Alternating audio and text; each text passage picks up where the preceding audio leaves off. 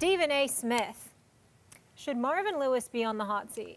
First of all, Marvin Lewis should be fired, and it has absolutely positively nothing to do with yesterday's game. He should be fired because the man has been the head coach for the Cincinnati Bengals for 14 years and has not won a single playoff game. That is an abomination. You're showing that you don't give a damn about winning, that winning is not a priority, that you don't give a damn about the city of Cincinnati, that you sold on mediocrity, and it doesn't matter.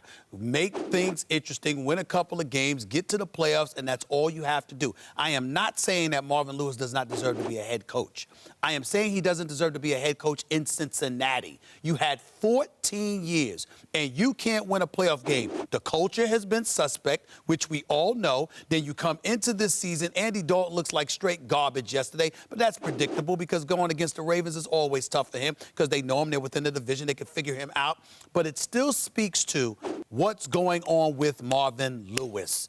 They need another coach because you need to send a message to the city of Cincinnati that we're going to prioritize a new vision. I don't care about sending messages to the fans, to tell you the truth. I think you try to do whatever you can to win. And I was giving Marvin Lewis more of a pass than you because when I thought they had a chance to make some noise in the playoffs, Dalton gets hurt, right? Like Dalton had shown signs that he turned the corner. He'd been better in the fourth quarter, been better in the second half of the season, been better in primetime televised games, all those things, little indications maybe he'd do better in the playoffs. Then he gets hurt. But at this point, the reason I do think this game is significant is because the Ravens positively have the Bengals' number in recent years, and there's been a bunch of years now where that's been the case. And they have a ferocious defense, Baltimore.